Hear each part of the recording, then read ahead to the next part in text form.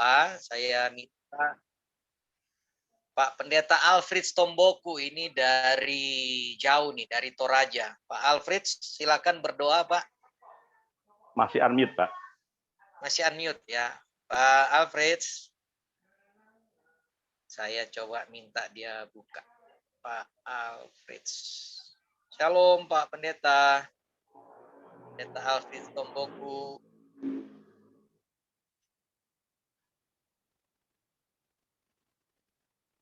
Oke, kalau belum monitor, ini ada Pak Dani Tarigan nih dari Kalimantan Timur. Pak Dani, shalom. Unmute dulu Pak Dani. Pak Dani, boleh buka di dalam doa Pak untuk pertemuan malam hari ini. Shalom. Shalom Pak, Ya, shalom. Pak Dani. Ya, selamat malam buat kita semua. Maaf tadi terlambat karena baru habis ibadah tadi, jam doa juga. Enggak apa-apa ya. Iya. Pak Dani minta mohon Pak Dani berdoa untuk memulai kita Zoom kita pada malam hari ini Pak. Oh iya, mari kita satu dalam doa. Bapa yang baik, Bapa yang kami sembah, yang kami muliakan di dalam nama anak-Mu Yesus Tuhan kami yang hidup. Kami bersyukur Tuhan atas berkat nikmat kesehatan yang Tuhan berikan kepada kami. Sehingga Tuhan pada malam hari ini juga Tuhan sudah pertemukan kami di virtual Zoom ini Bapa. Kami sebagai panitia rencana pelantikan pengurus KNC Provinsi dan Kota Samarinda. Pada saat ini Tuhan, Bapak Ketua Umum, Bapak Ferdinand sudah bersedia bersama kami Tuhan dalam pertemuan ini. Biarlah Tuhan segala sesuatu yang akan kami bicarakan itu sesuai dengan kehendak Tuhan. Tuhan bimbing kami Tuhan, berikan hikmat sehingga semua yang kami rencanakan Bapa boleh berjalan dengan baik, seturut dengan kehendak Tuhan saja. Semua Tuhan kami panitia yang sudah dibentuk, sekiranya Tuhan boleh sama-sama mengambil bagian untuk mendukung acara ini Bapa. Karena kami percaya inilah pelayanan kami, inilah bentuk kami menyembah Tuhan dari segi organisasi dan penyelesaian masalah yang ada dalam Kristenan kami Tuhan. Biarlah Tuhan segala sesuatu yang sudah digagas Bapak Ketua Umum ini boleh dikembangkan dan berjalan dengan baik di Provinsi Kalimantan Timur, Kota Samarinda, dan kota-kota lain di Provinsi Kalimantan Timur ini Tuhan. Inilah Tuhan doa dan permohonan kami, ampunkan kami Tuhan dari segala salah dan dosa kami, sehingga kami layak menjadi anak-anak Tuhan. Di dalam nama Yesus Tuhan kami yang hidup. Amin. Amin. Terima kasih Pak Dani. Mohon maaf ini ada salah kesalahpahaman. Pak Dani, kita rapat untuk panitia itu sudah tadi dan karena tidak banyak yang hadir, jadi akan diatur kemudian oleh ketua panitia akan rapat secara onsite nanti. Oh iya Pak, maaf Pak, ini saya nggak tahu tadi Pak, saya kira itu masih itu ini, ada Pak, ada Bu Yanti di situ tadi saya lihat. Iya, sekarang ini kita masuk pada acara untuk menekan kesian dari Pak Handi. Oh iya Kak Pak, maaf Pak, ini saya pikir tadi masih lanjutan yang tadi nih. Nggak apa-apa, tidak ada yang kebetulan. Dan Tuhan mengerti isi doa kita, Tuhan tahu apa yang kita doakan malam hari ini. Tenang. Saya juga tadi bertanya dalam hati kok nggak ada teman-teman yang tadi semua, cuman Bu Yanti yang saya kenal sama Pak Ferdinand gitu loh, tapi nggak saya tanya pula duluan.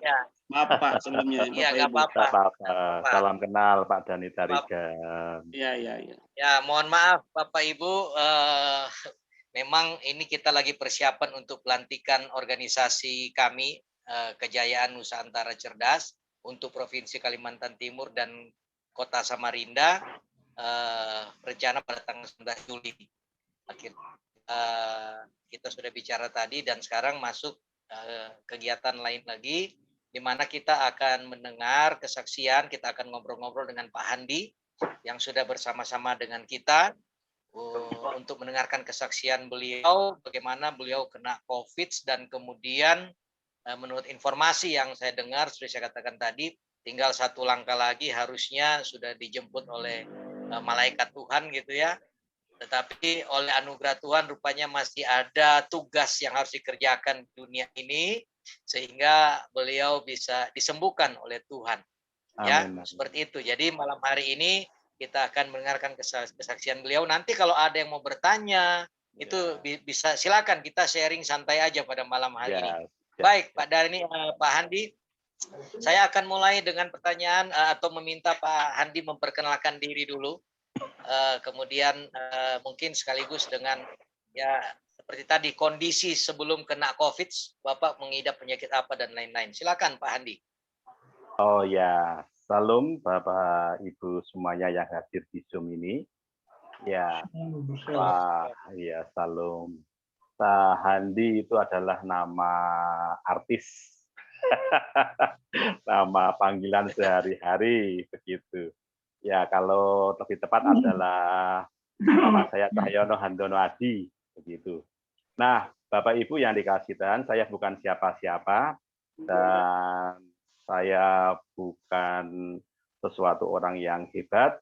Saya hanya sekedar tunduk pada panggilan Tuhan saja. Dulunya saya bukan siapa-siapa dan sekarang saya siapa-siapa hanya tunduk. Nah, Bapak Ibu yang dikasih Tuhan yang ada di Zoom ini, saya adalah seorang pendeta gembala sidang di sebuah gereja kecil di desa, di Gereja Isa Al-Masih. Begitu. Nah, saya langsung ke inti persoalan kesaksian. Saya 2017 divonis oleh dokter adalah penyempitan penyempitan jantung dan penyempitan pembuluh otak kecil, disertai penyakit lainnya yaitu penyakit diabetes, kolesterol, darah tinggi, ambeien begitu. Dan itu 2017 itu kurang lebih ada 7 penyakit yang harus disembuhkan begitu. Nah, puji Tuhan, saya tidak tahu rencana Tuhan, ternyata tahun 2020 adalah tahun pandemi. Tetapi dari tahun 2017, 18, 19, 3 tahun itu, upaya-upaya kesembuhan yang Tuhan berikan kepada saya itu terus secara kontinu. Ternyata dipersiapkan Tuhan untuk masuk ke pandemi. 1 tahun pandemi berlangsung di tahun 2020. Kami tidak mengalami apapun, lancar-lancar saja. Sampai 2021, bulan yang kelima, minggu yang kedua, harinya hari Kamis, kami mendapat telepon dari Kalimantan, anak dari jemaat kami, yang meminta tolong orang tuanya itu sakit di rumah, lemas. Nah, ketika itu kami sebagai seorang gembala sidang, lanjut saja, tanpa pikir panjang, menolong. Dan betul kenyataannya lemas. Seorang ibu, janda begitu, namanya Mbah Yim. Kami bawa dengan mobil kami ke rumah sakit. Begitu sampai di rumah sakit, dikontrol sama dokter, diperiksa sama dokter, dikontrol diperiksa sama dokter, akhirnya dinyatakan positif COVID. Nah, setelah kami pulang, hari Jumat pagi, kami ditelepon oleh pihak puskesmas di tempat kami berada. Dan orang-orang yang mengantar Bu Giem itu tadi mendapatkan tracking. Dan didapatilah kami positif. Setelah PCR, kami positif. Saya positif. Hari Senin, hari Minggu sudah kami off-kan ibadah, tidak ada ibadah. Hari Senin kami PCR. Hari itu hari Rabu keluar hasil PCR-nya kami positif, tetapi di hari Sabtu, Minggu, Senin itu saya merasakan badan itu sangat tersiksa.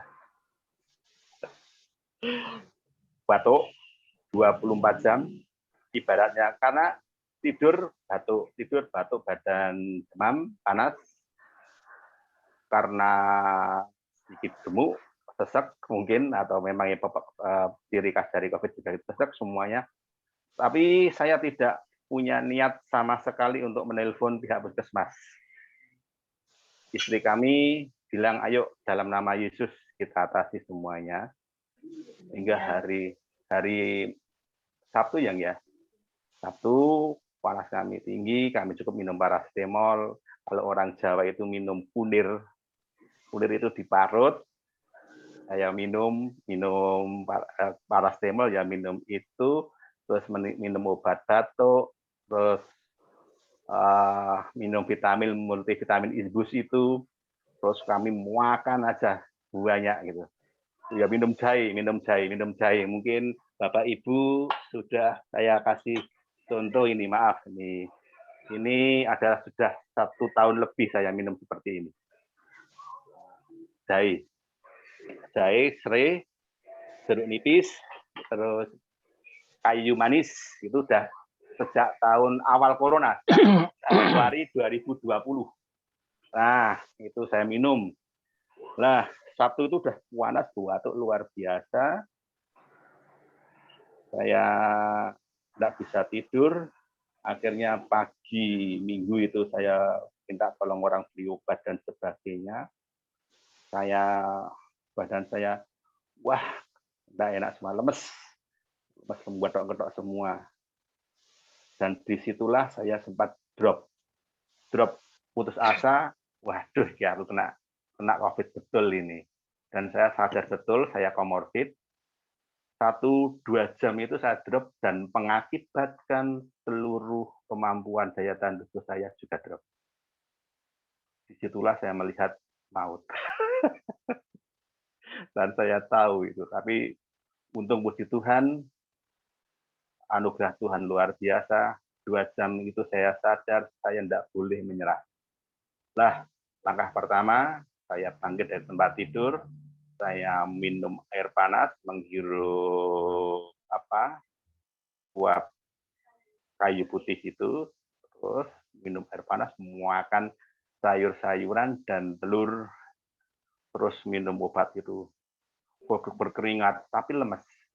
Lah, di dalam berbaring itu saya gunakan untuk melihat Facebook, grup-grup WA itu yang mengabarkan teman-teman kami yang sedang sakit. Nah, disitulah momen itu saya gunakan untuk menyemangati teman-teman kami yang sedang sakit. Yang di Facebook, saya semangat, Tuhan adalah Allah yang menyembuhkan dan sebagainya, saya menyemangati. Bahkan kiri gereja kami itu diisolasi di rumah sakit pusat kabupaten, itu tambah plasma. Kami semangati juga teman kami sejak kecil yang sekarang menjadi tokoh LDI, Lembaga Dakwah Islam itu, juga di rumah sakit suami istri. Kami semangati juga. Artinya siapa yang sakit kena COVID, saya semangati, entah WA, entah melalui Instagram, entah melalui Facebook, saya semangati. Saya semangati semuanya. Ajaib 3 jam kemudian energi yang drop itu pulih. Sehingga saya bisa menahan penyakit ini. Yang panas itu sudah lemes, tiba-tiba ada aliran kekuatan itu, dan itu saya gunakan terus. Saya mencari orang-orang yang sakit di COVID, yang COVID melalui media, pokoknya sudah kenal orang kenal, apalagi saya semangati. Setelah saya memberikan semangat pada orang lain, ya sudah, saya berbaring, makan, minum panas, sering minum panas, kata kuncinya berkubur, begitu. Terus saya berbaring, sambil berbaring saya mendengarkan lagu-lagu pujian dan penyembahan, tertidur. Dan lama sekali tidur. Dan puji Tuhan, hari Minggu itu batuknya tidak seharian. Beda dengan hari Sabtu. Dan panasnya masih, tapi tetap minum kunir dan paracetamol. Terus, ajaibnya jam 15, jam 3 minggu jam 3 itu minggu keempat ya yang ya, minggu keempat itu berangsur-angsur batuknya mulai frekuensinya turun, panas juga mulai turun. Nah, tapi batuknya itu masih berdahak. Masih berdahak begitu, wah sakitnya minta ampun. Nah, akhirnya mulai turun. Senin, saya lupa bicara. Jumat itu saya rapid, negatif.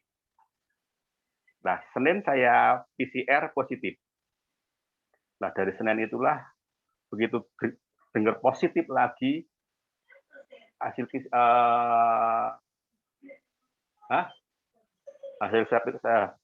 swab itu positif, saya drop lagi, sempat drop lagi 3 jaman lah gitu. Nah, akhirnya saya ingat peristiwa hari Minggu itu, memang terganggu semua organ tubuh itu, tidak ada yang tidak enak. Setelah saya ingat hari Minggu itu, saya pergi ke kebun, saya di kebun, saya bersyukur lihat tanaman itu banyak yang berbuah dan sebagainya. Saya bersyukur di situ, hati saya senang. Sambil hati saya senang, saya duduk, saya menyemangati orang yang sakit dulu itu di hari Selasa lah. Lah hari Rabu juga seperti itu. Hari Kamis pagi di masa isolasi itu, saya memberanikan diri goes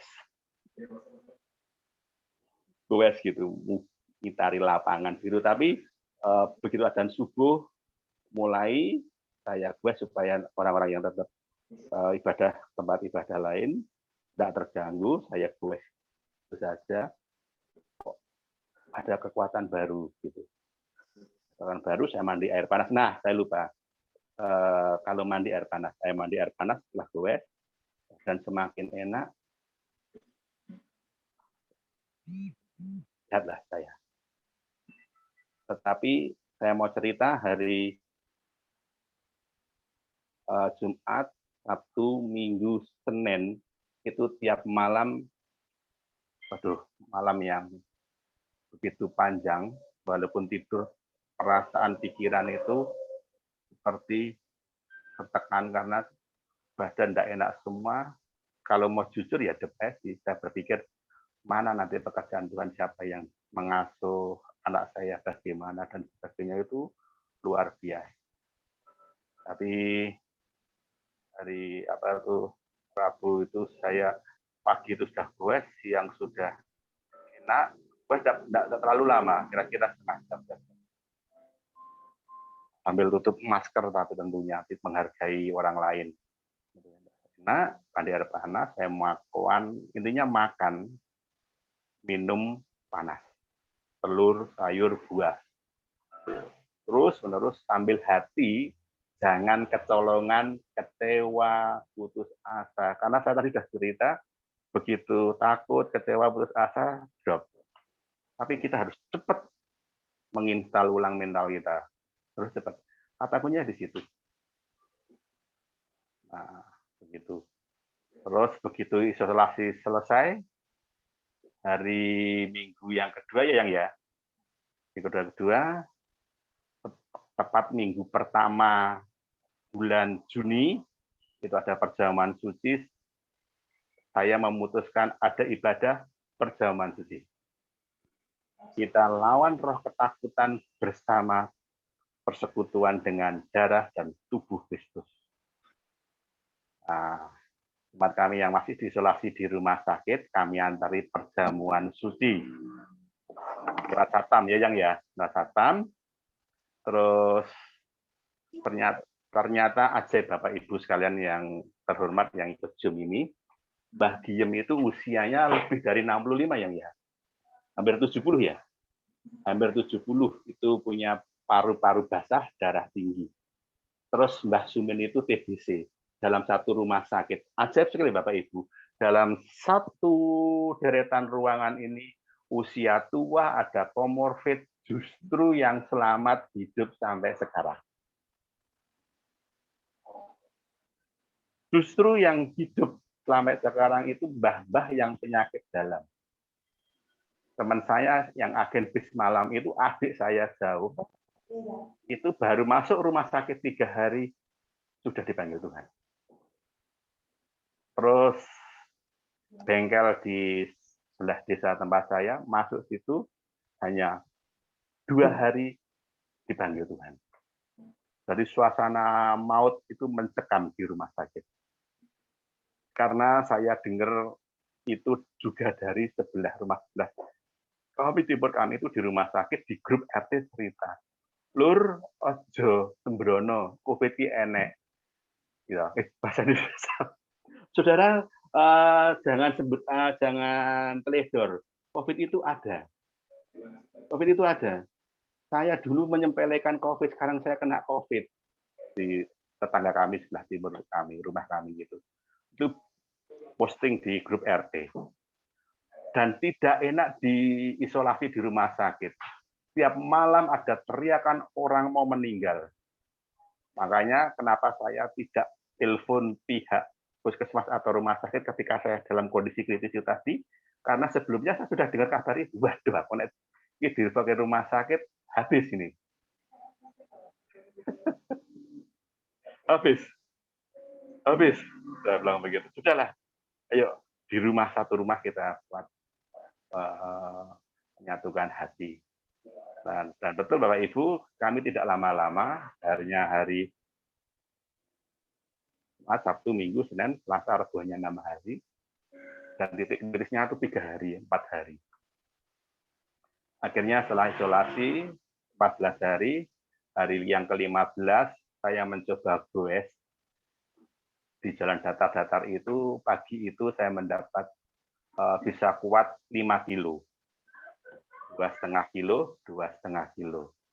Hari kedua 3 kilo, 3 kilo, 6 kilo, naik kilo. Akhirnya dari hari setelah pasca isolasi itu saya goes itu hari yang keempat itu sudah 8 kilo. Sekarang rata-rata 8, 10, 13 kilo goes setiap pagi. Ya, itulah Bapak Ibu. Bukan saya yang hebat, karena ternyata kuncinya kita bisa melihat mental kita jatuh atau tidak, atau kita percaya melihat penyertaan Tuhan juga dalam hidup kita. Dan ketika saya sembuh, saya juga mengingatkan kita semua orang, ya tetap hati-hati, tetapi ingat, jangan takut, jangan ketakutan. Takut boleh, tapi ketakutan tidak boleh. Karena yang membuat orang terjebak dalam maut adalah ketakutan. Begitu Bapak Ibu, cerita saya mungkin tidak runut karena memang saya masih bahagia-bahagianya, dan tengah-tengah bahagia juga sedang masih berjuang untuk membugarkan karena tidak mudah. Bagi saya yang komorbid, berjuang untuk bugar kembali. Begitu, walaupun saya tidak kenal Bapak Ibu, tapi kenalkan oleh Tuhan. Pada malam hari ini, salam kenal dari saya. Matur nuwun, bahasa Jawanya terima kasih, matur thank you. Begitu. Baik, terima kasih Pak Handi, luar biasa ya. Sebelum teman-teman mau berespon, mungkin saya mau nanya Pak Handi, kalau kita dengar sekarang kan justru orang-orang yang punya penyakit bawaan itu sangat rawan. Biasanya COVID itu menyerang penyakit bawaan dan akhirnya sampai pada merenggut nyawa. Betul. Coba bisa cerita sekali lagi diceritakan bagaimana sebenarnya kondisi fisik Pak Handi sebelum kena COVID, punya penyakit bawaan apa aja itu Pak, dan seperti apa gitu tingkat sakitnya gitu. Tingkat sakitnya luar biasa. Orang kena jantung, penyempitan jantung itu jalan 15 meter saja itu sudah seperti orang lari 10 kilo. Keringatan, lemes. Ya. Keringatan, lemes. Terus orang diabetes gimana lagi? nggak bisa kena karbohidrat tinggi-tinggi begitu kan. Iya, Begitu. Pak Handipnya penyempitan jantung dan diabetes, tetapi lolos dari COVID saya, puji Tuhan ya. Ya. Ya. Nah, lalu tadi rahasianya itu bisa gini, waktu Pak Handi dapat informasi pertama terinfeksi COVID, apa perasaan dan pikiran Pak Handi? Takut, Jujur, lalu kalau takut lalu seperti apa gitu? jujur saya manusia biasa walaupun hamba Tuhan. Takut itu manusiawi. Drop itu juga manusiawi. Kita tidak bisa terlalu tinggi untuk itu. Tapi ya jujur, drop 3 jam lebih, tadi saya mengatakan drop 3 jam lebih. Nah, di dalam drop itulah tinggal pilihan kita. Kita mau drop terus lanjutnya, ataukah kita mengambil langkah iman. Begitu. Dan saya teringat kisah perempuan Sunem di Dwara Raja pasal 4 itu. Dia dalam kehilangan anaknya yang mati, dia berkata kepada suaminya, saya baik saja. Saya malu oleh perempuan Sunem itu saja. Yang saya ingat itu ketika saya drop itu. Nggak tahu itu kok terlintas saja di pikiran dan hati saya. Kok aku malu dengan perempuan Sunem itu. Dia ditinggal anaknya, dia kecewa, dia apa. Seharusnya sebagai perempuan dia stres dong, depresi dong gitu. Tapi dia mengatakan kepada suaminya, aku baik-baik saja. Dan itu yang membuat saya bangkit dari drop. Jadi kata kuncinya itu waktu drop itu kita harus memutuskan mau tambah drop atau mau menjadi lebih baik, dan keputusan diambil itu yang disebut tadi langkah iman. Nah, langkah iman ini maksudnya apa, Pak? Maksudnya kita memikirkan apa, mengatakan apa terhadap diri kita. Apa yang dimaksud langkah iman tadi? Langkah Apa yang iman, Bapak lakukan? ya, langkah iman itu adalah saya men-setting ulang hati, jiwa saya, pikiran saya, bahwa apakah saya mau kalah atau menang. Pilihannya di situ. Makanya saya tadi langsung, kok pikiran saya di tengah-tengah drop kacau balau itu, saya ingat ceritanya perempuan Sunem itu. Akhirnya saya mengatakan, nek perempuan Sunem aja bisa mengatasi masalahnya, maksud saya enggak. Itu saja. Oh, jadi langkah iman di bahwa saya mau tanpa drop. Ya. Lalu setelah memutuskan itu, apa hasilnya? Dan apa langsung lebih baik atau ada proses lama setelah Bapak memutuskan mengambil langkah iman tadi, efeknya bagaimana, Pak? Ya, tentunya langkah iman tidak langsung terwujud.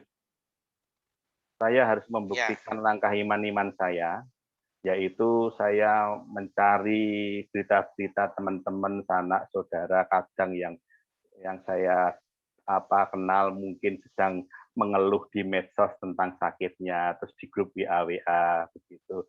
Dan kebetulan ada. Dan saya japri, saya hubungi secara pribadi, saya kasih semangat gitu. Padahal saat saya kasih semangat, posisi saya sendiri antara bayang-bayang maut. Saya sedang luar biasa. Bapak tahu, tidak bisa menghirup udara dari hidung, tidak bisa. Tidak bisa. Menghirup udara dari mulut, Pak. Dan ketika menghirup udara dari mulut, batuk. Tambah sesak, Pak. Gelap rasanya dunia ini. Tapi saya terus menyemangati orang-orang yang sakit, padahal saya sakit. Ya, mungkin artinya lah iman yang Pak Handi lakukan ini adalah tidak fokus kepada penyakit Bapak.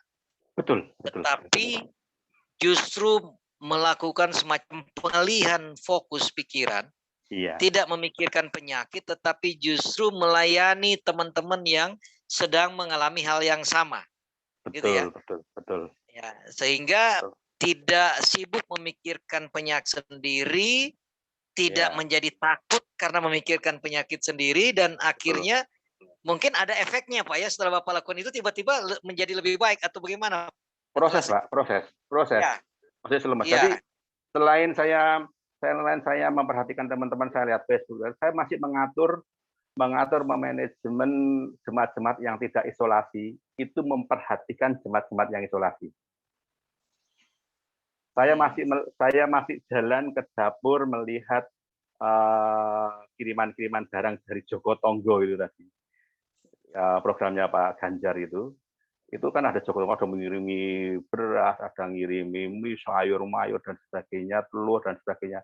Saya lihat, oh ini kelebihan. Tolong Bel, DI, kirim si keluarga A yang sedang isolasi, cari teks.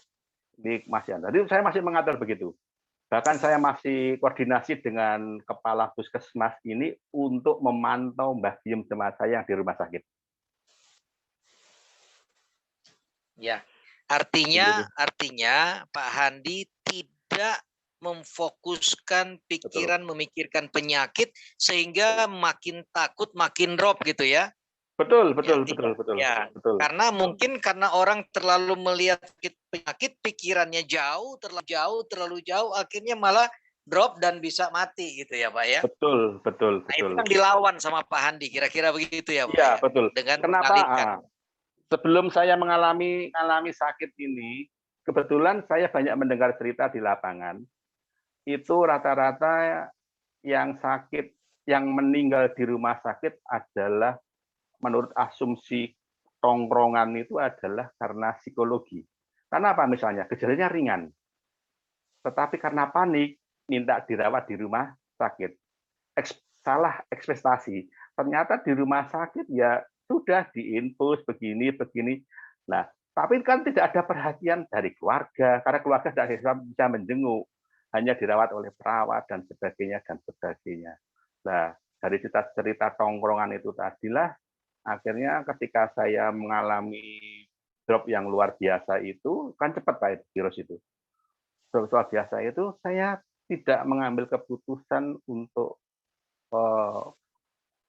menghubungi pihak puskesmas atau dokter. Saya tidak ambil keputusan itu. Karena saya sudah dengar cerita-cerita itu, waduh, luar biasa bahaya. Akhirnya ya udah di rumah, istri saya luar biasa, ayo kita berjuang bersama-sama begitu. Anak saya yang terakhir itu, papa enggak boleh mati. Yang SMP kelas 1 itu. Oke, papa hidup, papa sehat, saya bilang gitu. Tetapi sebenarnya detik-detik pertama itu drop. Hanya mulut saya yang bekas sakit itu ternyata efeknya, akhirnya saya memikirkan manajemen jemaat-jemaat yang tidak isolasi, membantu jemaat-jemaat yang terisolasi, yang masa isolasi gitu. Halo? Ya, gitu. Oke. Baik, oke. Jadi gitu. Tidak terfokus memikirkan sakit penyakit ya, tapi justru menolong orang lain. Baik, luar biasa. Betul, sehingga imun Bapak naik lah itu ya. Kelihatannya seperti itu ya. Oke. Iya. Baik, terima kasih Pak Handi. Oke, saya kasih kesempatan. Saya tidak usah buka kamera lagi karena signalnya jelek tadi, terganggu, jadi saya tutup aja. Oke, kalau ada teman-teman yang mau berespon, ada yang ingin diketahui dari pengalaman Pak Handi, ya ingin ditanya, oke, saya kasih kesempatan, silakan. Silakan buka mic, sebut nama dan boleh berkomentar.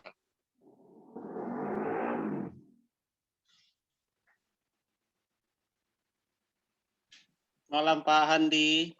Iya, Pak Dani Tarigan. Selamat malam. Luar biasa Pak, kesaksian Bapak malam ini. Tuhan yang luar biasa. Sangat menginspirasi Pak, karena kebetulan saya juga bekerja di rumah sakit dan bertemu dengan, tapi tidak melayani langsung sih Pak, saya bagian data sebenarnya. Yang mau saya tanyakan Pak, berdasarkan pengalaman Bapak tadi, kira-kira untuk mengantisipasi biar jangan terkena Pak, karena kan kalau kita lihat di media sosial sekarang kan yang ada serem-serem ya Pak ya, malah betul. dikirim di selasa rumah sakit sudah pada meninggal gitu kan Pak ya. Betul, betul, Sehingga betul. betul-betul itu sebenarnya menurunkan imun, bukan meningkatkan, bukan Betul. memberi semangat gitu loh. Jadi Ya, saya betul. dalam hal ini tidak sependapat kalau di media sosial itu menyebar eh, virus ketakutan. Jadi menurut saya itu virus juga Pak, karena di samping virus COVID ini ada virus ketakutan yang disebar melalui informasi itu. Betul, betul, Jadi betul, betul. yang mau saya tanyakan Pak Andi, dari pengalaman Bapak, bagaimana kira-kira mengantisipasi baik masyarakat umum maupun yang kontak gitu Pak. Karena kan sekarang ini kan kita nggak tahu nih, di sekitar kita kan virus itu pasti ada gitu ya. Di Pasti samping ada. tadi minum apa tadi Pak ramuannya tadi Pak, ada tadi serai jahe seperti serai gitu Pak ya. Ya, Iya. serai, kayu manis, Iya, kencur, ya. karena kan ada istilah meningkatkan imun, iman dan aman kan Ya, gitu Pak ya. ya, betul, betul. Jadi kira-kira dari Pak Handi apa saja sehingga kami terlebih yang sebagai nakes ini, karena kami peluang terpapar itu 2 kali lipat Pak Sangat tinggi. Betul, betul, betul. dari warga biasa, karena kami kan di samping sekitar tempat tinggal kita, pergaulan kita juga Betul, beraktivitas di lingkungan rumah sakit. Jadi betul. nggak salahnya juga Pak sebagai nakes nanya ke sebagai Bapak sebagai penyintas COVID yang masih fresh, memberikan saran dan masukan. Itu kira-kira Pak. Terima kasih. Ya, saya Terima tidak ahli. kasih Pak Ya, Dani. Terima kasih. Sebelum ke Pak Handi, saya sepakat sekali itu Pak Dani, itu virus ketakutan tuh kelihatannya memperburuk virus COVID. Makanya kenapa saya wawancara Pak Handi, supaya cerita-cerita kesaksian tentang kesembuhan juga harus diviralkan, bukan hanya yang ngeri-ngeri yang diviralkan, tetapi yang begini-begini harus kita viralkan supaya virus ketakutan itu bisa kita lawan dan imun kita pada naik. Itu aja. Ya, silakan Pak Andi. ya, saya bukan ahli virus. Saya hanya menjalani apa yang saya tahu saja. Yang penting adalah men-setting pemikiran dan jiwa kita tidak dikuasai oleh roh ketakutan. Itu saja. Yang pertama. Dan itu sejak awal virus kita mengkhotbahkan itu tidak atau jangan dikuasai oleh ketakutan. Itu saja yang saya dengung-dengungkan. Memang dari situ saya tidak mengajak jemaat untuk sembrono, tetapi kita mengajak kehati-hatian, betul. Dan kebetulan waktu kami kena itu kabupaten kami zona merah, apalagi kecamatan kami itu zona merah banget begitu. Nah, saya tengah-tengah sakit mengabarkan, ayo ojo wedi, jangan mengalami ketakutan, tetapi kita tetap harus meyakini penyertaan Tuhan ada. Kalau kabar virus ada, kita jangan melupakan ada kabar penyertaan Tuhan. Itu yang selalu saya perpunang saya memandangkan terus-menerus. Yang kedua, menjaga kebugaran tubuh. Menjaga kebugaran tubuh. Ternyata ketika kebugaran tubuh itu terjaga, bisa membantu. Jadi jiwa kita tidak tertekan, bugar kita baik, terus yang penting buat kita yang gemuk-gemuk jangan terlalu banyak karbohidrat. Gitu. Saya sudah selama 1 tahun 2020 terus sampai 2021 bulan 3 ini selama musim pandemi ini sekitar 8 kilo saya turunkan dengan kues, olahraga dan sebagainya dan banyak mengurangi karbohidrat. Tapi nutrisi yang penting, nutrisi begitu, nutrisi yang penting begitu. Terus yang ketiga disiplin, sangat disiplin. Masuk rumah harus steril. Jadi begitu keluar dari rumah masuk rumah, baju itu harus ganti. Langsung masuk kamar mandi, apapun langsung masuk kamar mandi. Udah, langsung mandi, baru masuk rumah. Begitu. Itu saja menurut saya. Hanya 3 itu saja. Disiplin itu kata kuncinya. Sehat jiwanya kata kuncinya juga. Begitu. Begitu menurut saya. Ya, terima kasih Pak Handi. Jadi yang pertama disiplin ya Pak ya untuk mengikuti protokol kesehatan ya Pak ya. Yang kedua menjaga kebugaran tubuh dengan vitamin, makanan dan sebagainya. Lalu jangan lupa olahraga dan jangan lupa yang paling utama adalah menjaga hati dan pikiran supaya tidak dikuasai oleh ketakutan ya Pak ya. Betul, jangan dikuasai oleh ketakutan. Ya, itu roh yang luar biasa itu, roh pembinasa itu. Betul, jadi kita tetap percaya ada COVID, tapi kita tidak ketakutan dengan COVID. Kita lakukan sesuai dengan protokol kesehatan, dan kita tetap jaga jiwa kita, hati kita, supaya tidak dikuasai ketakutan. Nah, di layar kita, saya ini masih ada data yang tanggal 23 Juni. Tiap hari sebenarnya Kementerian Kesehatan memberikan update ini. Cuman saya belum screenshot yang untuk hari ini. Kalau kita perhatikan, yang meninggal itu hanya 55.594. Saya katakan hanya, karena dibandingkan dengan yang sembuh, Bapak Ibu perhatikan di situ ada 1.817.303 orang. Nah, kenapa kok yang ditebarkan oleh kita kebanyakan di media sosial yang 55.000 ini?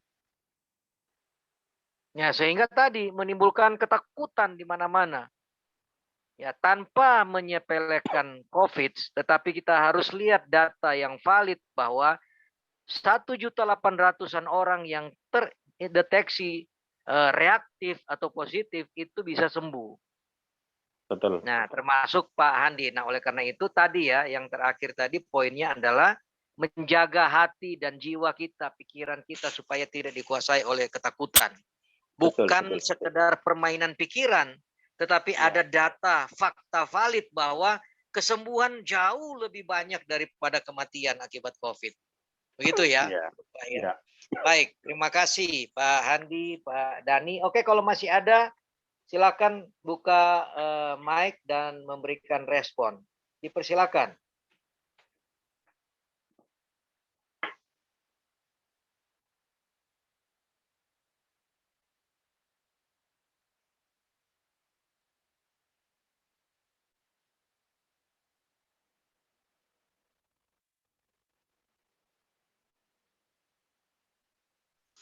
Masih ada?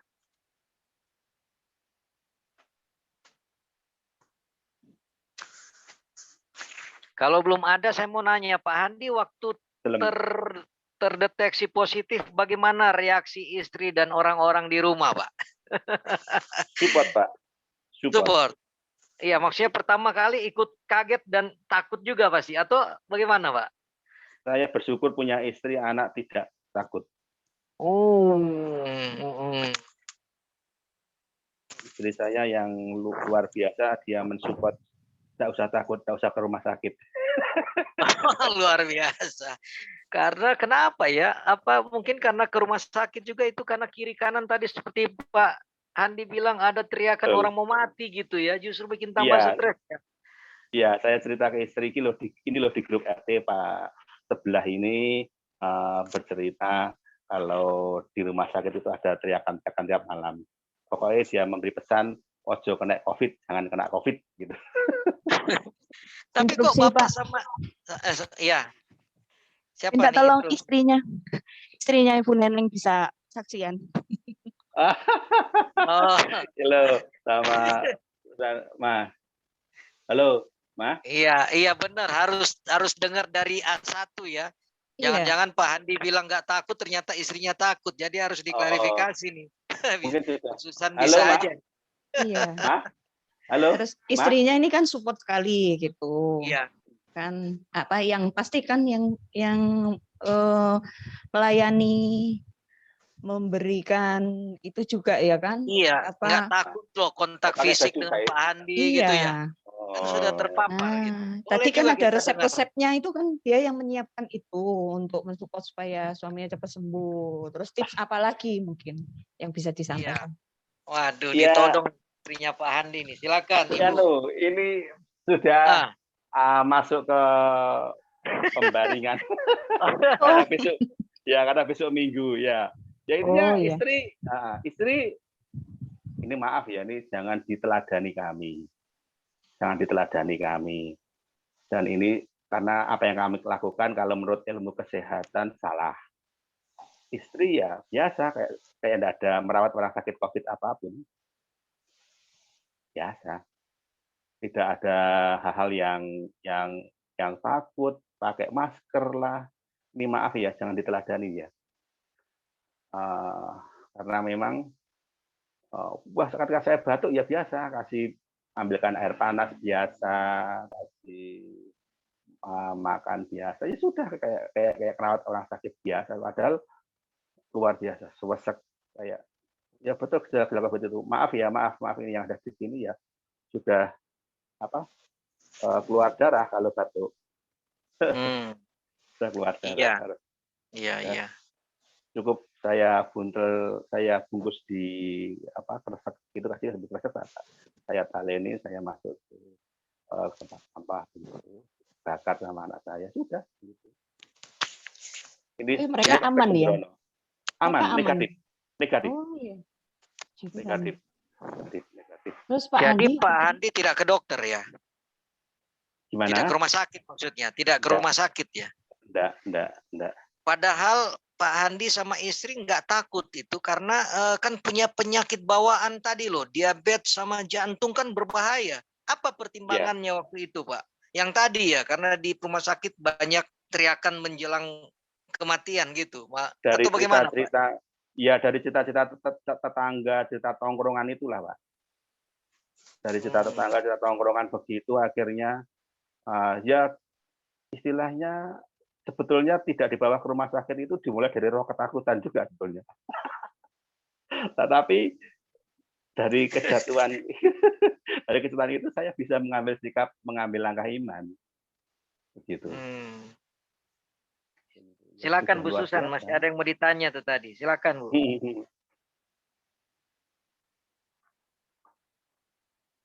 Halo Bu Susan. Sorry tadi dipotong sama saya. Silakan dilanjut. Oh iya, nggak apa-apa. Ini tadi pas ada sampai ada urusan sebentar. Tadi minta tolong Pak Andi bagikan resepnya itu kalau orang yang sudah terpapar. Jadi tipsnya itu apa tadi? Minum air hangat dan lain sebagainya tadi. Oh iya. Jadi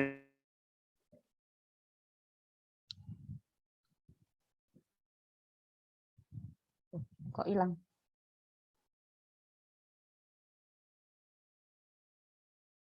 Terlempar keluar ya?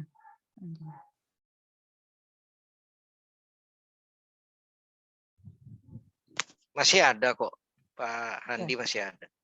Cuman mungkin signalnya. Iya, itu kan ya punya penyakit bawaan. Dan parah lagi katanya, jantungnya sama diabetesnya. Itu kan menurut yang beredar di kita ini kan itu sangat disukai sama COVID itu untuk mengantar kepada kematian. Iya. Makanya saya tanya tadi, kenapa berani gitu loh, nggak ke rumah sakit gitu. Iya. Resikonya terlalu besar. Betul, kalau yang di banyak beredar luas kan yang komorbid kan yang berisiko. Ada penyakit bawaan. Rupanya lebih berbahaya mendengar jeritan kematian kiri kanan menurut Pak Andi itu daripada penyakit bawaan.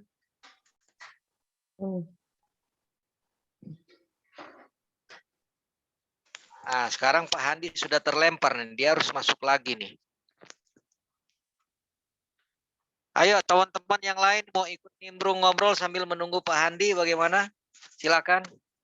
Pak Andi kelihatannya signalnya Ibu Sri. Ibu Sri Ngatin. Ibu Sri punya pengalaman, Ibu Sri Ngatin sehat Ibu Sri? Puji Tuhan sehat Pak, Bu. Ada Ini pengalaman? ini ada teman, Pak. Iya. Dua atau hari Senin itu saya dan suami berkunjung ke teman yang bulan lalu itu dia kena COVID juga dan bisa sembuh, Pak. Bu. Nah, ketika saya tanya, kok bisa sembuh, Mbak? Kayak gitu. Nah, itu teman-teman SMA dia ngomong gini, Sri, ini loh yang waktu itu gini, saya memang semangat sekali untuk sembuh gitu. Jadi kelihatannya memang semangat dari dalam diri yang kalau dari teman saya itu yang membuat dia akhirnya bisa sembuh. Dia sempat drop, Pak, karena memang ketika dia di rumah sakit dirawat itu ibunya meninggal. Waduh. Ibunya yang di rumah itu meninggal karena memang beliaunya sudah kena penyakit jantung itu sekitar 15 atau 16 tahun. Nah, terus kemudian dia sempat drop ketika di rumah sakit, tapi waktu itu dia cerita perawat dan dokternya itu sangat-sangat mendukung dia, sangat memberikan semangat pada dia. Nah, dokternya ngomong gini, Bu, Ibu harus sembuh. Kalau almarhumah itu yang sudah pergi itu sudah pergi, Bu. Tapi Ibu ingat, Ibu masih punya keluarga, masih punya suami, masih punya anak-anak. Ibu harus sembuh untuk mereka. Nah, akhirnya dia bangkit lagi. Dia sudah beberapa hari di rumah sakit itu enggak makan, Pak, Bu. Wah. Tapi terus yaitu karena semangat. Nah, akhirnya dokter dan perawatnya itu berhasil membangkitkan semangat dia lagi. Akhirnya dia apapun yang disediakan di rumah sakit, yang dibawa dari rumah itu dia makan aja sudah. Dia ngomong gini, saya nanya, loh Mbak, memang enak? Wes enak enak, dianggap enak gitu. Karena bagaimanapun juga yang namanya daya tahan tubuh itu kan tergantung asupan gizi yang masuk, yang gitu. Dan memang benar, Pak, semangat dari dalam diri itu sebenarnya yang kalau menurut saya itu yang terpenting untuk sembuh dari COVID ini. Beberapa teman yang lain juga begitu. Di komunitas grup PA yang saya ikuti di Surabaya itu juga satu keluarga, Pak, bahkan. Jadi, satu keluarga, bapak, ibu, dan kedua anak semuanya kena. Tapi puji Tuhan, semuanya sembuh juga. Dan ketika ditanya oleh anggota grup, Pak, bagaimana kok bisa sembuh? Ya itu sih berkat pertolongan Tuhan. Tapi kalau dari dalam diri ya memang semangat, gitu. Semangat untuk sembuh. Betul. Bagaimanapun juga banyak kan, Pak, yang karena COVID dia sudah terkena terus akhirnya hatinya kecil, semangatnya patah. Waduh, paling ujung-ujungnya juga mati karena kan memang banyak, Pak, itu di teman saya itu banyak loh. Sebelahnya itu tiada hari tanpa pasien meninggal. Orang meninggal. Iya, dan meninggalnya karena COVID, Pak. Tapi kembali lagi dia ngomong, aku memang semangat untuk hidup, Sri, karena aku tahu suamiku, anak-anakku masih membutuhkan aku. Itu aja sih yang bisa saya sharingkan dari pengalaman teman saya sendiri ini yang. Iya, jadi yang penting semangat dari dalam ya Ibu ya, Ibu Sri ya. Nah, ya, tapi pertanyaannya begini, sekalian juga buat Pak Handi. Bagaimana supaya muncul semangat dari dalam? Padahal dia jelas-jelas seseorang itu sudah menjelang maut istilahnya, karena berita di mana-mana COVID itu selalu mati gitu. Nah, dalam kondisi begitu kan susah orang untuk punya semangat dari dalam nih, Pak. Nah, itu apa rahasianya? Bagaimana caranya supaya sedang mengalami penyakit itu bisa muncul semangat dari dalam? Apa rahasia Pak Handi? Apa yang Pak Handi lakukan? Menghayati kehidupan, dan di penghayatan kehidupan itu menghayati tanggung jawab. Maksudnya Oh, gimana, saya Pak? masih diberikan. Maksudnya begini, oh saya ini jabatan saya seperti ini, tanggung jawab saya seperti ini, masih punya tanggung jawab seperti ini, seperti ini, seperti ini. Jadi di otak dan hati saya adalah harus ada masih banyak tanggung jawab yang harus saya selesaikan. Gitu. Jadi intinya di situ. Harus fokus kepada tanggung jawab yang harus kita selesaikan. Ya, itu juga akhirnya terjadi pengalihan pikiran ya, seperti saya bilang tadi ya Pak ya, Ya. tidak fokus pada Ya. penyakit ya. Gitu Ya. ya. Ya, akhirnya Nah, saya kira-kira bangkit, saya memikirkan keluarga-keluarga yang diisolasi itu siapa saja, yang tidak isolasi siapa saja, saya menghubungi di grup gereja itu, ayo yang tidak isolasi gini, saya memberikan teknik-tekniknya. Iya. Oke, silakan teman-teman yang lain kalau masih ada. Kita masih punya waktu sekitar 15 menit lagi.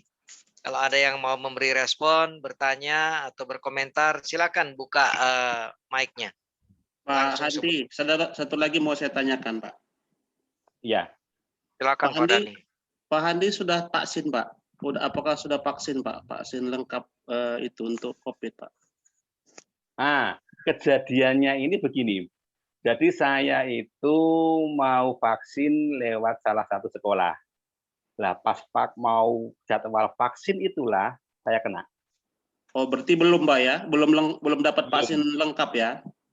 Belum. Sehingga satu kali juga belum ini ya, kebetulan Pak? Saja. Jadi waktu saya kena itu jadwal vaksin pertama. Oh, berarti belum berarti ya? Iya, belum. Iya. Dan ini saya harus menunggu berapa bulan lagi untuk bisa vaksin.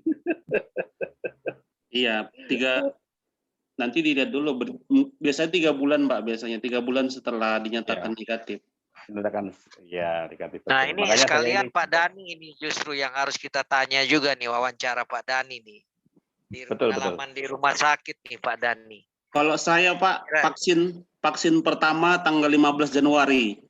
Bertepatan dengan launching pertama berbarengan dengan Pak Jokowi 15 Januari. Vaksin kedua 28 Januari. Jadi 28 Januari saya sudah vaksin. Kebetulan saya waktu itu pas ditempatkan memang di posko COVID, Pak. Karena tugas saya sebagai tracing pasien-pasien yang di pusat karantina di Kota Samarinda. Jadi memang kami diprioritaskan saat itu.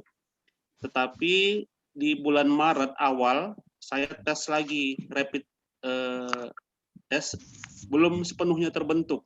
Nah, jadi saya di bulan Maret akhir di vaksin yang ketiga, di booster. Jadi kami nakes kalau belum terbentuk langsung di booster, Pak. Jadi saya udah 3 kali dapat vaksin.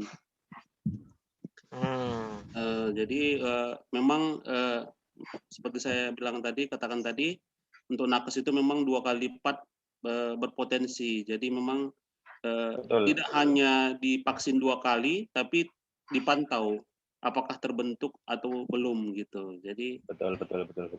pada bulan Mei kemarin saya periksa lagi rapid untuk melihat kadar, puji Tuhan sudah terbentuk. Jadi dan sudah terbukti pada 2 hari yang lalu persis. Kebetulan karena sudah kemarin agak mereda kasus di Samarinda, kami ada pertemuan di Balikpapan kemarin 4 hari, kontak dengan teman-teman gitu ya. Setelah 4 hari di Samarinda, salah satu teman saya positif. Nah, jadi memang ada kekhawatiran juga ikut. 2 hari kemarin saya langsung jam 9 malam swab langsung antigen memang negatif. Jadi perlu saya share juga, memang vaksin itu tidak menjamin kita tidak terkena, tetapi manfaatnya apabila kita terkena tidak akan parah atau tidak gampang terkena gitu ya. Iya. Saya sudah kontak dengan beberapa itu, kebetulan memang tim saya yang kena itu, yang positif, suami istri lagi dia positif, saya langsung tes dan negatif. Mudah-mudahan seterusnya negatif dan tidak ada gejala. Amin. Begitu, Jadi, Pak. Amin. ya, jadi memang vaksin itu perlu, tapi bukan berarti Perlu, Pak. aman. Ya, tetap kita mengikuti protokol, tapi vaksin juga harus kita ikuti gitu. Jangan beberapa pemahaman tetangga kita kan tidak mau divaksin lah apa segala macam, kita tetaplah mengikuti aturan, kita laksanakan vaksin seperti itu, Pak. Iya, Dan Pak Dani. vaksin itu bukan antikristus loh. Iya. Saya mau tanya Pak Dani. Pak Dani di rumah sakit Bapak bertugas itu, prosentasi yang meninggal dan sembuh itu perbandingannya seperti apa? Itu yang pertama, Betul. sepengetahuan Bapak. Nah, yang kedua, seperti dibahas oleh Pak Handi tadi, ternyata pikiran yang dikuasai ketakutan itu juga akan mempengaruhi imun. Nah, apa yang dilakukan oleh para medis di tempat Bapak untuk terkait dengan hal tadi, memberi semangat dan sebagainya, apakah itu dilakukan juga, Pak? Atau karena tidak mau dekat-dekatan hanya secara medis aja yang dilakukan, atau ada juga secara psikologis mengangkat hati, membesarkan hati para pasien di sana, Pak. Jadi itu dua dulu, Pak. Perbandingan yang meninggal dan yang sembuh, lalu kemudian terapi untuk memberi semangat kepada pasien itu apakah dilakukan atau hanya sekedar pengobatan medikal aja dengan oksigen dan lain-lain. Gimana Pak Dani? Biar kita dengar dulu bersama teman-teman. Iya, Pak. Kebetulan saya kan di rumah sakit umum daerah, Pak, dan salah satu rujukan untuk COVID ini. Jadi di rumah sakit tempat saya memang ada dua kategori kelas. Satu isolasi COVID transit itu dengan gejala ringan sedang.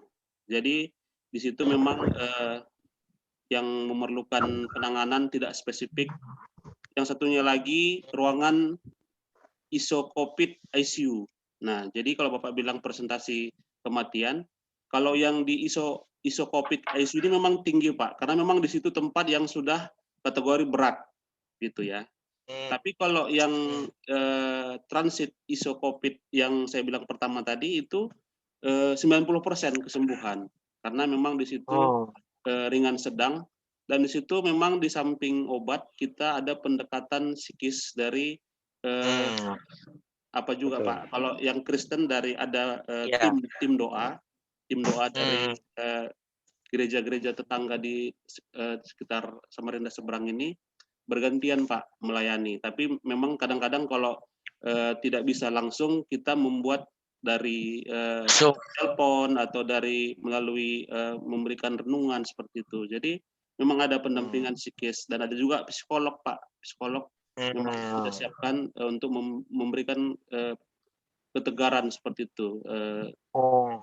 Ada juga yang tidak memang tidak ada selera makan seperti itu, Pak. Itu memang nggak bisa dipaksa. Jadi kita buat semangat hidup tadi sehingga dari psikolog, ada ahli psikolog yang mendampingi seperti itu.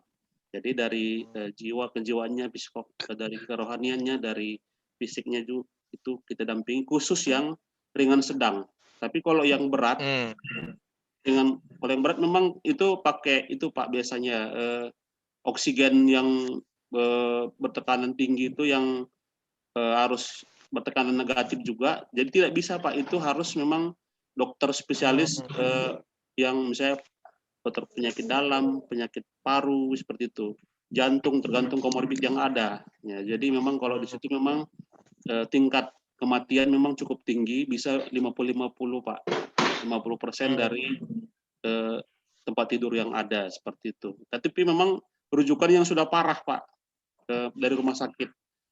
Kalau perbandingan yang parah dengan yang sampai sedang itu berapa perbandingan? Berapa lebih banyak mana, Pak? Yang parah atau yang sampai sedang tadi?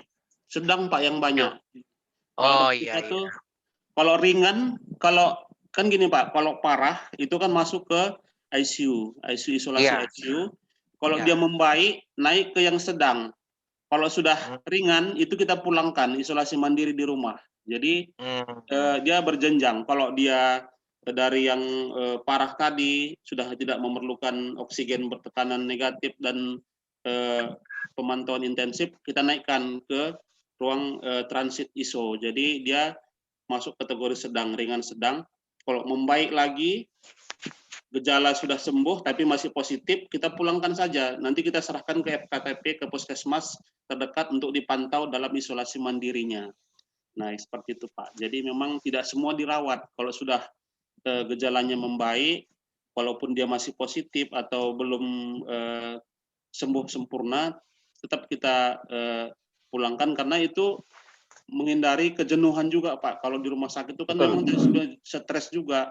Jadi kalau sudah bisa beraktivitas sendiri, sudah mandiri, kita pulangkan atau ada pusat karantina yang disiapkan pemerintah. Jadi itu memang semacam seperti di Samarinda ada 2 tempat, di Bapelkes sama di pusat pelatihan sumber daya manusia yang awalnya tempat pelatihan diganti jadi tempat isolasi mandiri sekarang gitu. Jadi yang di situ tidak memerlukan oksigen, tidak memerlukan alat-alat spesifik, tapi cukup untuk tempat beristirahat seperti itu Pak. Itu rata-rata sembuh, tidak ada meninggal di situ, 100% sembuh. Jadi yang meninggal itu hanya di ruang ICU, COVID itu, yang memang betul-betul berat, sudah positif dan komorbid yang belum terkontrol dengan baik seperti itu Pak. Oke, wah luar biasa, puji Tuhan ya, malam ini ada Pak Handi, ada Pak Dhani, jadi agak berimbang juga ya, ada 2 sisi yang bisa kita dapat informasi. Terima kasih Pak Dhani. Oke, silakan kalau masih ada boleh nanya ke Pak Handi, bisa juga boleh tanya ke Pak Dhani. Jadi narasumber juga nih Pak Dhani. Oke, silakan Bapak Ibu, mumpung ada Pak Dhani, ada Pak Handi nih. Ya, pertanyaan saya yang tadi belum selesai dijawab Pak Handi, terus kayak apa gangguan sinyal gitu. Ya, yang mana Bu? Wifi-nya. Khususan. Ramuan Jawa. Ramuan. Tipsnya. Ya. Jadi setiap waktu kena itu, setiap minum adalah minum air panas, dan air panas itu terdiri dari jahe, terus kencur, kayu manis, serai, ya seperti itu. Nah, itu terus dalam kondisi yang minimal hangat. Setiap jangan lama-lama, ya sering 5 menit sekali, 10 menit sekali, sering minum air panas. Begitu minum air panas, badan ini agak terkurangi. Misalnya mau batuk, minum air panas, sehingga sesak berkurang. Terus kalau makan banyak yang sifatnya nutrisi sama protein, dari karbohidrat dikurangi. Atau misalnya makan nasi 2 sendok, ya tinggal 1 sendok tapi banyak nutrisinya. Sayur, buah, jus, begitu. Multivitamin, begitu. Jadi itu meningkatkan daya tahan tubuh, begitu. Terus kalau mandi, air hangat, gitu, sering kumur, mungkin 3 jam sekali sering kumur, gitu aja. Terus kumur yang dikasih garam, ternyata ya cukup menolong. Sehingga kalau dilihat dari penyakit penyerta, dengan perlawanan saya yang seperti itu, yang gigih seperti itu, ya, saya cukup 5 hari, bagi saya itu memecah rekor lah. Karena saya lihat teman-teman tuh ada yang 17 hari di rumah sakit, ada yang sebulan, ada yang kurang dari sebulan, tapi rata-rata ya 17 hari, 15 hari. Saya cukup 5 hari. Sudah cek, dan itu hari yang sudah cek lagi? Sudah cek negatif. Ya, ya. Dan bisa gue sekarang minimal 8-10-13 kilo tiap pagi. Luar biasa, puji Tuhan. Saya sudah kirim tuh ke Pak Ferdinand tuh foto-foto saya goes. Iya, puji Tuhan. Satu lagi Pak, pertanyaan. Kalau selama ini orang yang kena itu kan takut di stigma gimana gitu ya, atau dijauhi sama teman gitu, jadi diam-diam gitu, nggak mau ngomong. Kalau Pak Handi waktu itu gimana? Dan sebaiknya bagaimana? Ya itu wajar sih. karena memang tingkat pengetahuan orang saya mengalami seperti itu.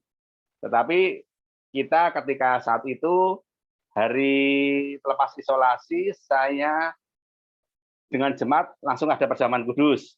Di luar jemaat, saya tidak memaksakan diri, sehingga tidak menambah beban stres. Tidak memaksakan diri untuk diterima oleh lingkungan. Tapi ketika keluar dari rumah, tetap pakai masker, begitu, terus badan kita bersih, begitu. Jangan cepat menerima. Karena sebetulnya COVID ini ada dua yang harus dihadapi. Saat menghadapi krisis maut dan pasca isolasi, itu juga stigma masyarakat, apalagi masyarakat desa, itu wow, COVID itu bagaikan hantu yang menakutkan luar biasa. Ketika orang yang kena COVID itu keluar rumah, wow, orang yang duduk kumpul-kumpul bisa ambiar, shats. Tapi yang penting ya sudah jalani hidup sehari-hari biasa saja, jangan memaksakan diri untuk segera diterima begitu. Saya tidak memaksakan diri segera diterima ya lihat saya mau bertemu siapa, oh tidak bisa menerima saya, ya saya cukup telepon cukup WA begitu. Tapi begitu ada orang yang bisa menerima saya bisa ya. Dan itu bertahap, tidak bisa langsung,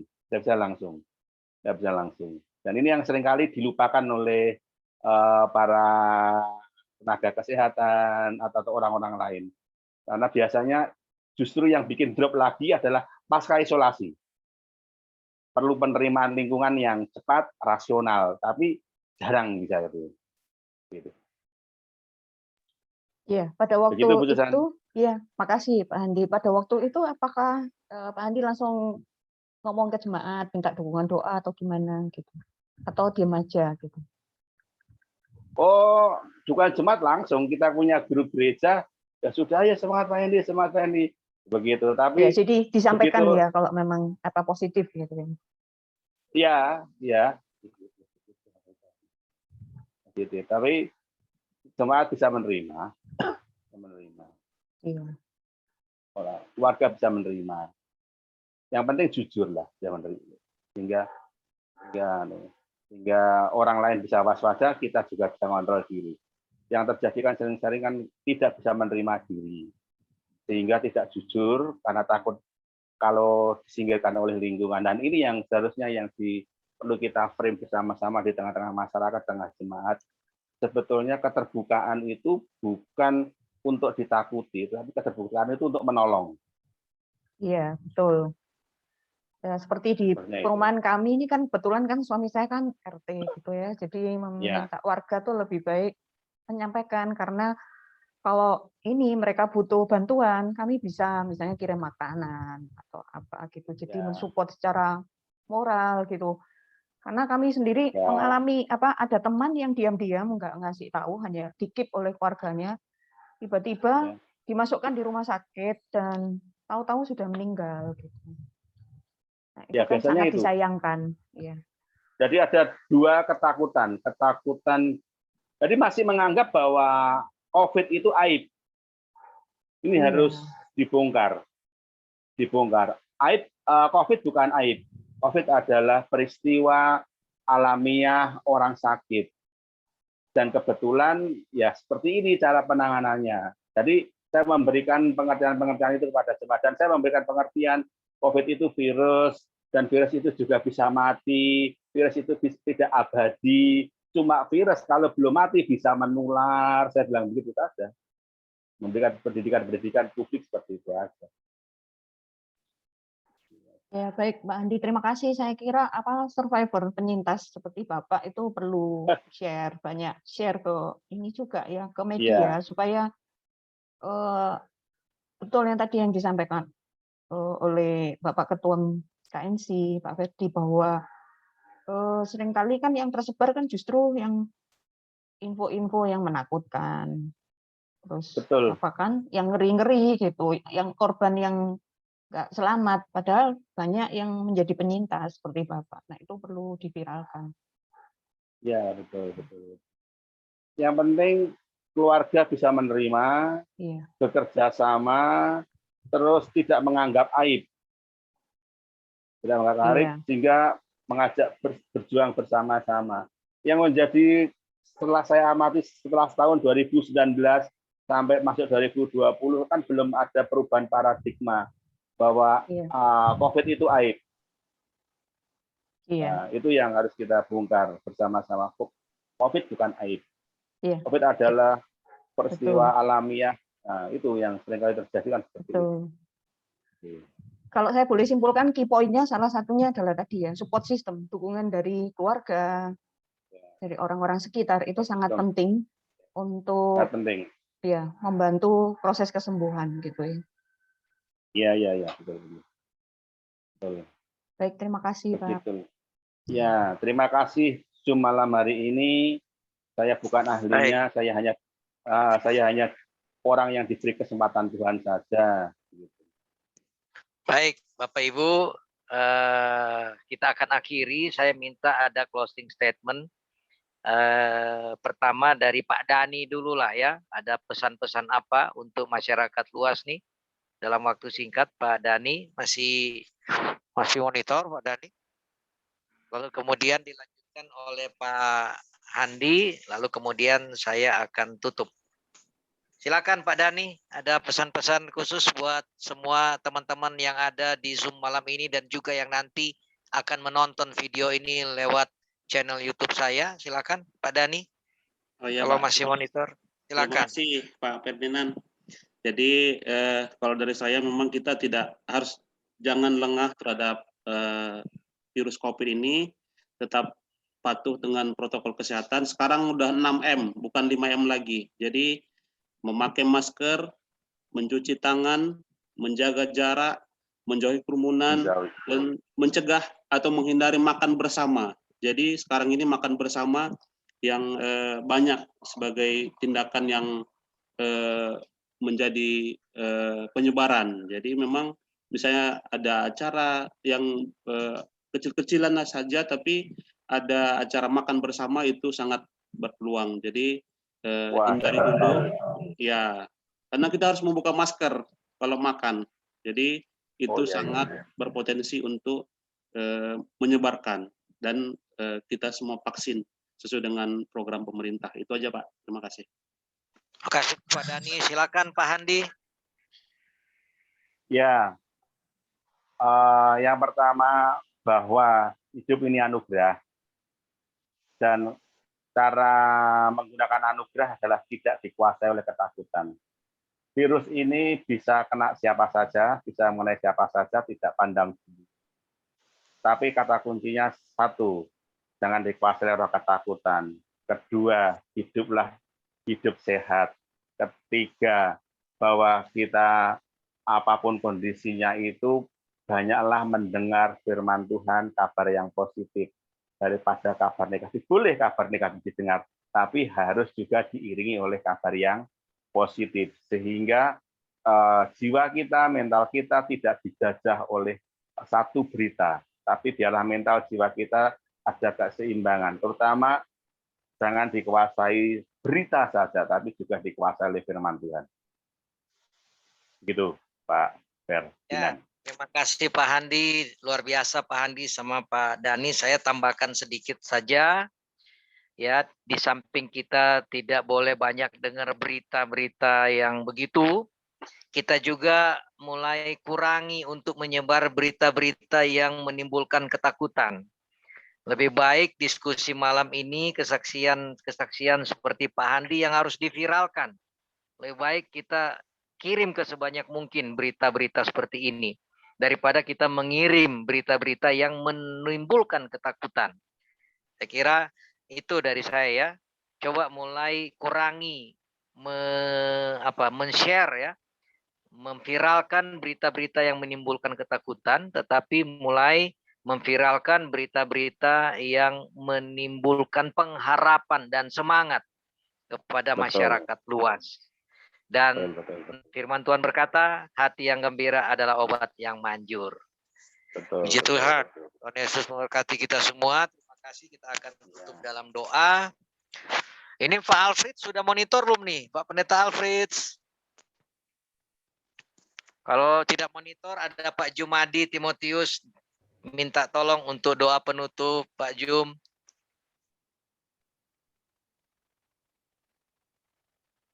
Pak Pendeta Jumadi, boleh tutup di dalam doa.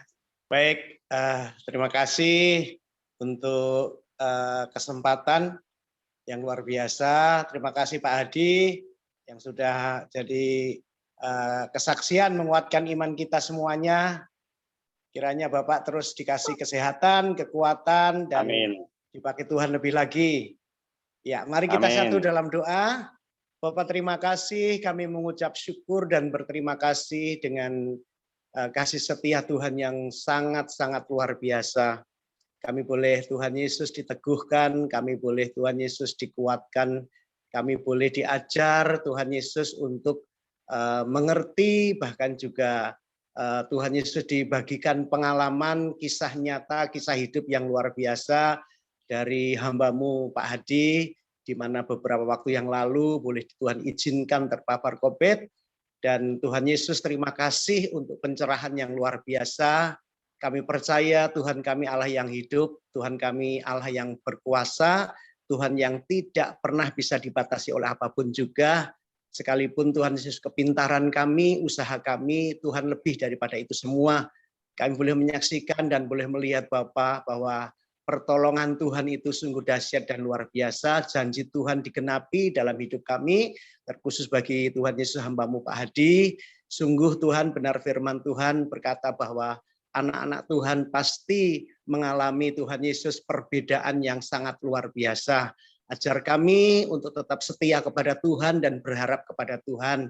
Ajar kami Tuhan Yesus untuk mau patuh dengan peraturan yang ada. Kami boleh menjaga Tuhan Yesus kesehatan kami dengan protokol kesehatan yang baik.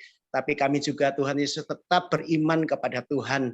Tuhan Yesus, kami bersyukur untuk pertemuan yang luar biasa ini. Kami berharap dan kami berdoa supaya berkat kesaksian yang luar biasa ini boleh menyebar dan boleh didengar oleh banyak orang, sehingga banyak orang juga yang boleh dikuatkan, diteguhkan, bahkan Tuhan Yesus dibuat mengerti, sehingga Tuhan Yesus kami boleh Tuhan mengantisipasi, berjaga-jaga, dan tetap boleh menjalani hidup Tuhan Yesus ini Bapak. Terima kasih Tuhan, berkati juga Pak Ferdinand yang sudah memfasilitasi sehingga Tuhan Yesus pertemuan ini boleh Tuhan Yesus berjalan dengan baik. Terima kasih Bapak, kami mengucap syukur kepada Tuhan. Doa setiap kami supaya setiap anak-anak Tuhan tetap berjaga-jaga untuk Tuhan Yesus menjalani kehidupan kami ini Tuhan. Terima kasih Bapak, biarlah kami terus bergantung dan beriman kepada Tuhan. Kami tetap berjaga-jaga dan berhati-hati karena virus ini memang ada, tapi kami diajar dan kami diteguhkan untuk kami tidak dicekam oleh rasa ketakutan. Terima kasih Bapa di surga, terpuji nama-Mu untuk waktu, kesempatan, pertemuan yang sangat luar biasa ini. Sebentar kami akan berpisah, menyudahi dan mengakhiri rangkaian Tuhan Yesus Zoom pada hari ini. Tuhan berkati kami semua di dalam pekerjaan, aktivitas, keluarga, pelayanan, bahkan apapun juga ya Tuhan. Terima kasih Bapak, kami mengucap syukur dan kami serahkan Tuhan juga keberadaan bangsa kami, Tuhan Yesus, lingkungan dan wilayah kami ke dalam tangan Tuhan, biarlah kami tetap ada di dalam perlindungan Tuhan yang ajaib Tuhan. Terima kasih, malam hari ini kami serahkan hidup kami sepenuhnya ke dalam tangan Tuhan, di dalam nama Tuhan kami Yesus Kristus. Allah kami yang hidup, kami sudah berdoa dan mengucap syukur, haleluya, amin. Amin. Terima kasih.